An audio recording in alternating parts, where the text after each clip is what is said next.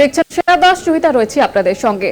যাদবপুরে পড়ুয়া মৃত্যুর 1 বছরের মাথায় এবার আরজি করে রহস্য মৃত্যু। হাসপাতালে সেমিনার হলে কর্মরত অবস্থায় চিকিৎসক পড়ুয়ার দেহ উদ্ধার। খুন না মৃত্যুর পেছনে অন্য কারণ। পিজি দ্বিতীয় বর্ষের ছাত্রের মৃত্যুর কারণ নিয়ে ধোঁয়াশা। হাসপাতালে পুলিশ কমিশনার ধর্ষণ করে খুনের অভিযোগ বিজেপির।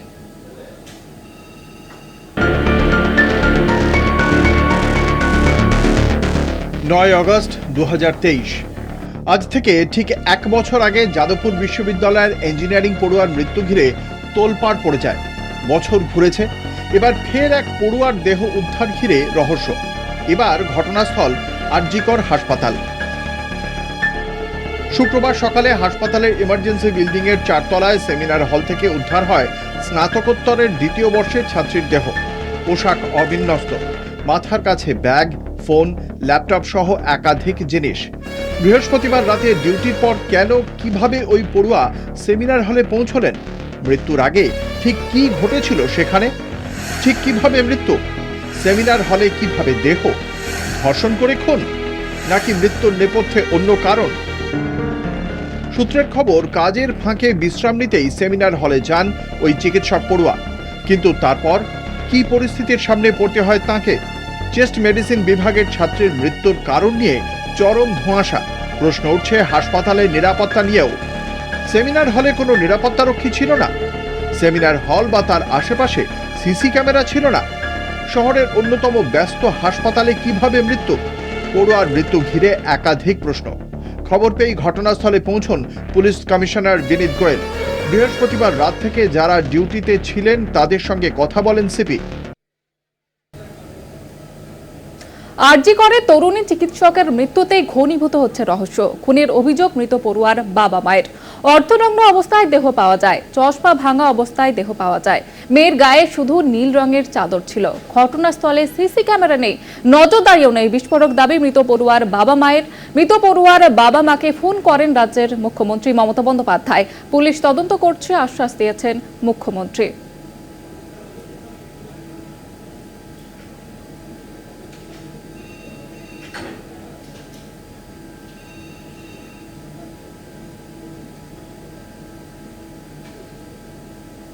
কি কথা হয়েছিল? খাবার মা আমরা খাচ্ছি, তোমরাও খেয়ে দিয়ে ঘুমিয়ে পড়ো। আমার মেয়ের সাথে কথা হয়নি। আমার মেয়েটাকে খুন করে ফেলেছে এরা। আমার মেয়েটাকে মেরে ফেলেছে। আমার একটা মাত্র মেয়ে, অনেক কষ্ট করে ডাক্তার করেছিলাম, লোকের সেবা করতে এসে নিজেই খুন হয়ে গেছে। কোনোদিন কিছু বলেছে হাসপাতালের নামে? কোনোদিন কিছু বলেনি। আপনারা অভিযোগ জানিয়েছেন, কমপ্লেন করেছেন? না, কিছু করেনি। ডাক্তার কি বলছে? মেয়েকে দেখতে পেয়েছেন এখনো পর্যন্ত? দেখতে কোনো ধরনের ইনজুরি মার্ক বা বডিতে কিছু দেখেছেন? কিছু বলেনি আমাদের। আচ্ছা, আমরা বিভিন্ন জায়গা থেকে বিভিন্ন জিনিস শুনছি। না, আমার মেয়ে ওরকমই না। আমার মেয়েকে খুন করেছে। আমার মেয়ের মতো ভালো মেয়ে হয় না। একদম এখানে কাটা দাগ, অর্ধনগ্ন অবস্থায় পড়ে আছে, চশমাটা ভেঙে গেছে, গায়ে কোনো ইয়েই ছিল না, কাপড় পরা ছিল না, কোনো সিসিটিভি ক্যামেরা নেই ভেতরে, সবকিছু আপনারা শুনলেন ওই মৃত তরুণীর বাবা মা, তারা কিন্তু দাবি করছেন যে খুন করা হয়েছে তাদের মেয়েকে এবং সিসিটিভি নেই কেন, নিরাপত্তা নিয়েও কিন্তু তিনি প্রশ্ন তুলেছেন ওই ছাত্রীর মা, এবং তাকে ফোনও করেন মুখ্যমন্ত্রী মমতা বন্দ্যোপাধ্যায়। এ বিষয়ে আরো বিস্তারিতভাবে জানবো। টেলিফোন লাইনে রয়েছেন প্রতিনিধি শাশ্বতী। শাশ্বতী, এই মুহূর্তে কি আপডেট পাচ্ছ? তাকে ইতিমধ্যেই স্টেট মহিলা কমিশনের তরফ থেকে লীনা গাঙ্গুলি তিনি উপস্থিত হয়েছেন এবং অগ্নিমিত্রা কল তিনিও কিন্তু হাসপাতালে উপস্থিত এবং তিনি প্রিন্সিপালের সঙ্গে কথা বলবেন বলে অ্যাডমিনিস্ট্রেটিভ বিল্ডিং এর দিকে গেছেন। এবং মহিলা কমিশনের তরফ থেকে ইতিমধ্যেই পুরো কেস রুজু করা হয়েছে। সেক্ষেত্রে সম্পূর্ণ বিষয়টির একটি রিপোর্ট চেয়ে পাঠিয়েছে মহিলা কমিশন প্রিন্সিপালের তরফ থেকে এবং 15 দিনের মধ্যে সেই রিপোর্ট জমা দেওয়ার কথা বলা হয়েছে। আর একটি বিষয় সামনে আসছে, যে যেমনটা আমরা আগেও দেখেছি যে তরুণীর মা তিনি যেমনটা দাবি করেছেন যে তিনি সম্পূর্ণভাবে এই যে ঘটনাটি ঘটেছে এবং তার মেয়েকে খুন করা হয়েছে বলে তিনি দাবি করেছেন এবং অর্ধনগ্ন অবস্থায় তাকে পাওয়া গেছে বলেও তিনি জানিয়েছেন। সেই বিষয়টি কিন্তু সেই বিষয়টিতে কিন্তু একেবারেই বলা যায় যে শিলমোহর দিয়েছে ফরেন্সিক টিম। কারণ আমরা যখন ফরেন্সিক টিমের সঙ্গে কথা বলি তারাও বলে যে তার মুখে একাধিক জায়গায় আঘাতের চিহ্ন রয়েছে এবং তার বডি একটি সাদা কাপড় দিয়ে ঢাকা ছিল এবং সেই সাদা কাপড়ে একাধিক জায়গায় রক্তের দাগ মেলেছে, এমনটা কিন্তু ফরেন্সিক টিমের তরফ থেকে জানানো হয়েছে। তার জন্য বোঝাই যাচ্ছে যে এই সমস্ত বিষয়টি নিয়ে যে ধোঁয়াশা তৈরি হয়েছে সেই ধোঁয়াশা কাটতে পারে একমাত্র ময়নাতদন্ত প্রক্রিয়া সম্পন্ন হলে এবং তার প্রাথমিক রিপোর্ট হাতে এলে কিন্তু বোঝা যাবে কি কারণে এই তরুণীর মৃত্যু ঘটেছে। তবে ইতিমধ্যেই যে পরিস্থিতি ছিল হাসপাতালের এমার্জেন্সি গেটের সামনে, যে বিভিন্ন রাজনৈতিক দলের তরফ থেকে বিক্ষোভ কর্মসূচি চলছিল, সেই কর্মসূচি কিন্তু আপাতত উঠে গেছে এবং ভেতরে প্রিন্সিপালের সঙ্গে দেখা করার জন্য ইতিমধ্যেই বিজেপির কর্মী সমর্থক এবং অগ্নিমিত্রা পল তিনি ভেতরে গেছেন এবং তারা সমস্ত বিষয়টি কথা বলবেন। এআইডিএস এর তরফ থেকে একটি মিছিলের মাধ্যমে প্রতিবাদ মিছিল করে তারা কিন্তু এই বিক্ষোভ কর্মসূচি আজকের মতো সম্পন্ন করেছে। বেশ, ধন্যবাদ জানাবো শাশ্বতী। আমাদের সঙ্গে ছিলেন প্রতিনিধি শাশ্বতী রায়।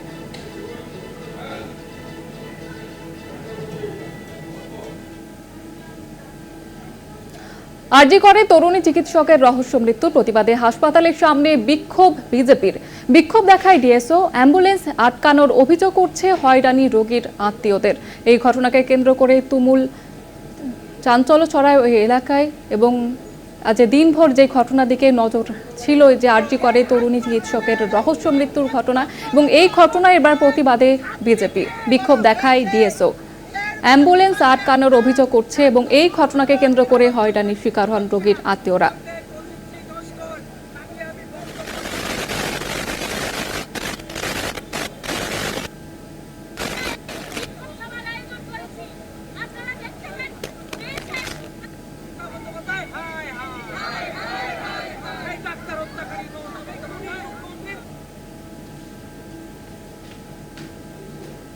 চোখ রাখবো পরের খবরে। অন্তিম যাত্রায় বুদ্ধদেব ভট্টাচার্য। বাম জামানার শেষ মুখ্যমন্ত্রীকে শেষবার দেখতে সকাল থেকে ভিড় অনুগামীদের। বিধানসভা, আলিমুদ্দিন স্ট্রিট, দীনেশ মজুমদার ভবন। রাজনৈতিক জীবনে 3 মৃত্যু ছুঁয়ে বিকেলে এনআরএসে মরণোত্তর দেহদান। বিধানসভায় শেষ শ্রদ্ধা প্রাক্তন মুখ্যমন্ত্রীকে। পাতা হলো সবুজ কার্পেট। বুদ্ধদেবকে শেষ শ্রদ্ধা জানালেন বিধানসভার স্পিকার। শেষ শ্রদ্ধা জানালেন অভিষেক শুভেন্দু। শেষবারের মতো আলিমুদ্দিনে বুদ্ধদেব। প্রিয় কমরেডকে শেষ শ্রদ্ধা জানালো বাম নেতৃত্ব। দীর্ঘদিনের সহকর্মীকে আগলে রাখলেন বিমান, সূর্যকান্ত এবং বৃন্দা কারাত্রা। শ্রদ্ধা জানালেন শরিক নেতারাও। অগণিত মানুষের ভিড় লক্ষ্য করা গেল আজকে।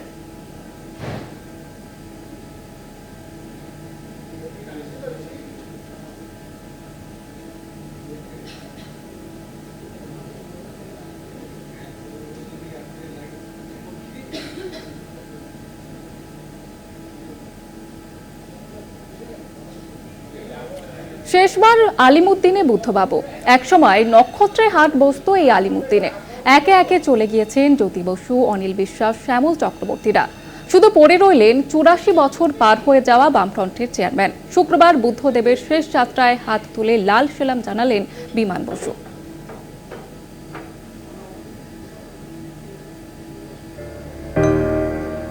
পড়ে রইলেন অগ্রজ, একে একে চলে গেলেন সব অনুজেরা। 60-70-এর দশকে দলের পরবর্তী প্রজন্ম গড়ায় মন দিয়েছিলেন সেকালের সিপিএম নেতারা। সামনে এনেছিলেন একগুচ্ছ তরুণ তরুণীকে। বয়সে এই যুব নেতাদের মধ্যে সবচেয়ে বড় ছিলেন বিমান বসু। তিনি আজও আছেন। দশকের পর দশক দেখে চলেছেন অনুজদের শেষ যাত্রা। শুক্রবার তেমনই এক শেষ যাত্রায় হাত তুলে লাল সেলাম জানালেন বুদ্ধদেব ভট্টাচার্যকে। তখন সদ্য গঠিত সিপিএমের শীর্ষ নেতারা ছিলেন জ্যোতি বসু, প্রমোদ দাশগুপ্ত, হরে কৃষ্ণ কোঙার প্রমুখ। এদের অভিভাবকের মতো ছিলেন মুজাফফর আহমেদও। সিপিআই ভেঙে সিপিআইএম গড়ার পরে দল বিস্তারের কাজে মন দেন জ্যোতিবাবুরা। যুব ছাত্র আন্দোলন থেকে বেছে বেছে শীর্ষ নেতৃত্বে তুলে এনেছিলেন পরবর্তীকালের বিখ্যাত নেতাদের। এই তরুণ প্রজন্মের নেতাদের মধ্যেই ছিলেন সেকালের প্রেসিডেন্সিতে পড়তে থাকা ঝকঝকে তরুণ বুদ্ধদেব। এই সময় দলে এসেছিলেন বিমান বসু, সুভাষ চক্রবর্তী, শ্যামল চক্রবর্তী, অনিল বিশ্বাস, দীনেশ মজুমদার, শঙ্কর গুপ্ত, শ্যামলী গুপ্ত সহ আরও কয়েকজন। রাজনীতির ঝোড়ো সেই বছরগুলিতে সিপিএম খুব ঢাক ঢোল পিটিয়ে কাজ করতে পারত না। আধা গোপন অবস্থায় সেসব দিনের কাজকর্মে মন প্রাণ ঢেলে দিয়েছিলেন বুদ্ধদেব। ছাত্র যুবদের সঙ্গে আলোচনা করে নিজেদের দিকে টেনে আনার আশ্চর্য ক্ষমতা ছিল বুদ্ধদেবের। কম কথা বললেও বিশ্বাসের ওজন থাকত প্রতিটা শব্দে। বিমান বসুর থেকে কিছুটা আলাদা। এই মুহূর্তে নন্দীগ্রামে কি হচ্ছে কেউ জানে না, যে যা পাচ্ছে করছে। আমি পুলিশকে সঙ্গে করে রেখেছি। সংস্কৃতি মনা স্বল্পবাক বুদ্ধদেবের এই বিশ্বাসের জোর তাঁকে নিয়ে গিয়েছিল জ্যোতি বসুর কাছাকাছি। সিপিএম দলের নানান বিভেদ বিতর্কে বরাবর বুদ্ধদেব থেকেছেন জ্যোতি বসুর সঙ্গেই। বামফ্রন্ট গড়ে ওঠার প্রথম দিকে 70-80 দশকে অল্প বয়সেই একে একে বিদায় নিয়েছিলেন দীনেশ মজুমদার, শঙ্কর গুপ্তরা। পড়ে চলে গেছেন সুভাষ চক্রবর্তী, শ্যামলী গুপ্ত। করোনার লকডাউনের মধ্যেই নীরবে বিদায় নিয়েছেন শ্যামল চক্রবর্তী। ছিলেন বুদ্ধদেব। অসুস্থ প্রাক্তন মুখ্যমন্ত্রীকে মাঝে মধ্যে দেখতে যেতেন বিমান বসু। হয়তো স্মৃতিচারণায় উঠে আসত 60-70 দশকের ছাত্র আন্দোলন। 1977 সালে জ্যোতি বসুর মন্ত্রিত্বে বাম সরকার গড়ে ওঠা, আরও কত কি। নানা আদর্শগত ও রাজনৈতিক বিষয়ে বিমান বসুর সঙ্গে বুদ্ধদেবের মতবিরোধ দলে চর্চিত হয়েছে বছরের পর বছর। 1996 সালে জ্যোতিবাবুকে প্রধানমন্ত্রী হতে অনুমোদন দেয়নি দল। সে সময়ে দলে সংখ্যালঘু হয়ে পড়েন জ্যোতিবাবু, বুদ্ধদেবরা। বিমান বসু, অনিল বিশ্বাসরা জ্যোতি বসুর প্রধানমন্ত্রিত্ব প্রস্তাবে সায় দেননি। এই নিয়ে দল দীর্ঘ মতবিরোধের মধ্যে দিয়ে গিয়েছিল। 2010 সালে জ্যোতি বসুর মৃত্যুর সঙ্গে একটা অধ্যায় শেষ হয়েছিল। এবার বুদ্ধদেবের জীবনাবসানে সেই পর্বে পূর্ণচ্ছেদ পড়ল। দীর্ঘ 6 দশকের ভাঙা গড়ার সাক্ষী হয়ে আজও আছেন 84 বছর পার হয়ে যাওয়া বামফ্রন্টের চেয়ারম্যান বিমান বসু। কলকাতা টিভি।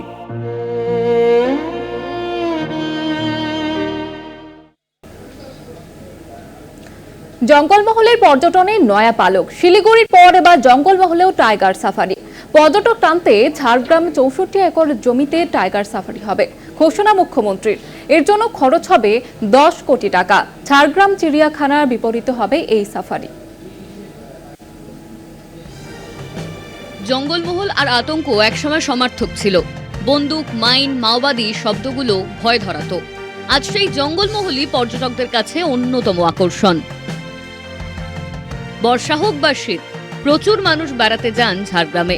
তাদের কাছে এবার বাড়তি পাওনা হবে টাইগার সাফারি।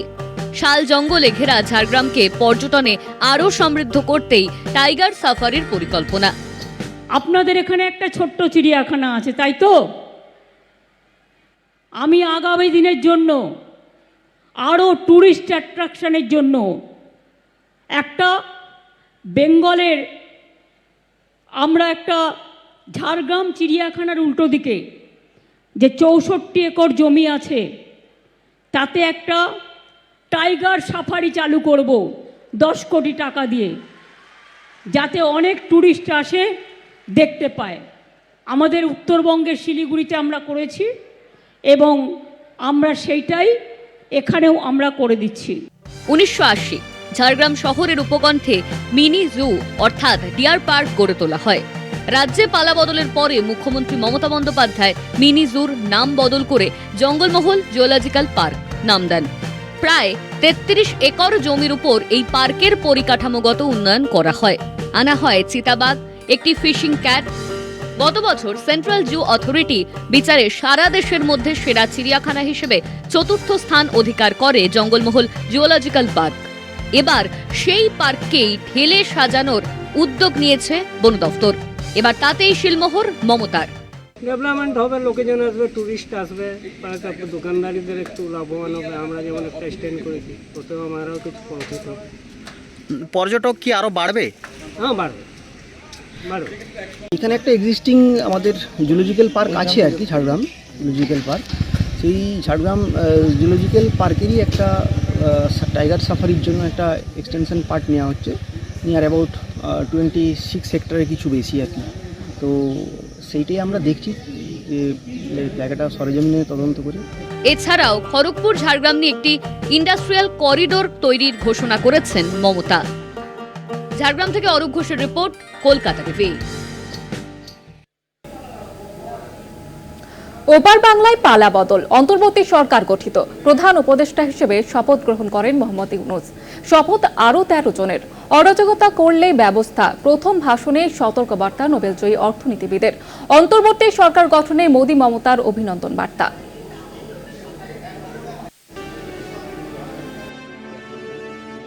নেতৃত্বে নোবেলজয়ী অর্থনীতিবিদ ডক্টর মোহাম্মদ ইউনূস। বৃহস্পতিবার বাংলাদেশের শপথ নেয় অন্তর্বর্তীকালীন সরকার। তবে এখনো বিক্ষিপ্ত অশান্তির আগুন জ্বলছে সেদেশে। ইউনূসের নেতৃত্বে নতুন সরকার কি শান্তি ফেরাতে পারবে বাংলাদেশে? সেদিকে নজর রয়েছে সকলের। বৃহস্পতিবার বঙ্গভবনে অন্তর্বর্তী সরকারের 14 জন শপথ নেন। অন্তর্বর্তীকালীন সরকারের প্রধান উপদেষ্টা ডক্টর মোহাম্মদ ইউনূস বিভিন্ন মন্ত্রকের দায়িত্ব বণ্টন করেন। অন্তর্বর্তী সরকারের প্রধান উপদেষ্টা মোহাম্মদ ইউনূস, তার দায়িত্বে মন্ত্রিপরিষদ বিভাগ, প্রতিরক্ষা মন্ত্রণালয়, শিক্ষা, খাদ্য, শ্রম এবং কর্মসংস্থান সহ আরও অন্যান্য গুরুত্বপূর্ণ মন্ত্রক। তবে বেশিরভাগ মন্ত্রকের দায়িত্বই নিজের হাতে রেখেছেন মোহাম্মদ ইউনূস। সালেউদ্দিন আহমেদ অর্থ মন্ত্রণালয় এবং পরিকল্পনা, ডক্টর আসিফ নজরুল আইন, বিচার এবং সংসদ বিষয়ক মন্ত্রণালয়, আদিলুর রহমান খান শিল্প মন্ত্রণালয়, মোহাম্মদ তৌহিদ হোসেন পররাষ্ট্র মন্ত্রণালয়, brigadier general doctor M Sakhawat Hossain স্বরাষ্ট্র মন্ত্রণালয়। বৈষম্য বিরোধী ছাত্র আন্দোলনের সমন্বয়ক নাহিদ ইসলামকে দেওয়া হয়েছে ডাক, টেলিযোগাযোগ এবং তথ্য প্রযুক্তি মন্ত্রণালয়ের দায়িত্ব এবং আসিম মোহাম্মদ সজীব ভুইয়াকে দেওয়া হয়েছে যুব এবং ক্রীড়া মন্ত্রণালয়ের দায়িত্ব। হাসিনা সরকারের সঙ্গে অত্যন্ত সুসম্পর্ক ছিল মোদি সরকারের। নতুন অন্তর্বর্তী সরকারের সঙ্গে কূটনৈতিক সম্পর্ক নিয়ে ভাবনা চিন্তা শুরু করেছে নয়াদিল্লি। সরকারের প্রধান উপদেষ্টা ডক্টর মোহাম্মদ ইউনূসকে শুভেচ্ছা জানান ভারতের প্রধানমন্ত্রী নরেন্দ্র মোদি। এক্স হ্যান্ডেলে তিনি লেখেন, অধ্যাপক মোহাম্মদ ইউনূস নতুন দায়িত্ব নিলেন, তাকে আমার শুভেচ্ছা। দেশে দ্রুত স্থিতাবস্থা এবং স্বাভাবিক ছন্দ ফিরিয়ে আসবে বলে আশা রাখি। হিন্দু এবং অন্যান্য সংখ্যালঘু সম্প্রদায়ের মানুষজনের নিরাপত্তা নিশ্চিত হবে। দুদেশের উন্নয়ন, বন্ধুত্ব, শান্তি বজায় রাখার স্বার্থে পূর্ব প্রতিশ্রুতি মতো একযোগে কাজে ভারত সদা প্রস্তুত। এক্স হ্যান্ডেলের শুভেচ্ছা বার্তা জানিয়েছেন মুখ্যমন্ত্রী মমতা বন্দ্যোপাধ্যায়ও। সংকট কেটে শান্তি ফিরে আসবে বলে এক্স হ্যান্ডেলে লেখেন মুখ্যমন্ত্রী। দেশবাসীর উদ্দেশ্যে এক বার্তায় মোহাম্মদ ইউনূস বলেছেন, কোনো প্রকার ভুলের কারণে এই বিজয় যেন হাতছাড়া না হয়ে যায়। বাংলাদেশে কোনো রকম অরাজকতা বরদাস্ত করা হবে না। অরাজকতা যিনি ছড়াতে চাইবেন তার বিরুদ্ধে কড়া ব্যবস্থা নেওয়ার সতর্কবার্তা দেন মোহাম্মদ ইউনূস। কলকাতা টিভি।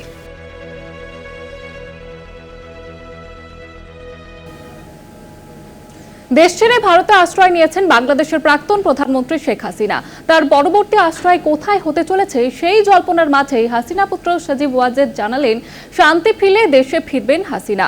অন্যদিকে ভারতের বিদেশমন্ত্রী এস জয়শঙ্করকে ফোন করেন ব্রিটেনের বিদেশমন্ত্রী ডেভিড ল্যামি। তবে বাংলাদেশের প্রাক্তন প্রধানমন্ত্রীকে ব্রিটেনে আশ্রয় দেবে কিনা সেই বিষয়টি এখনো পরিষ্কার নয়।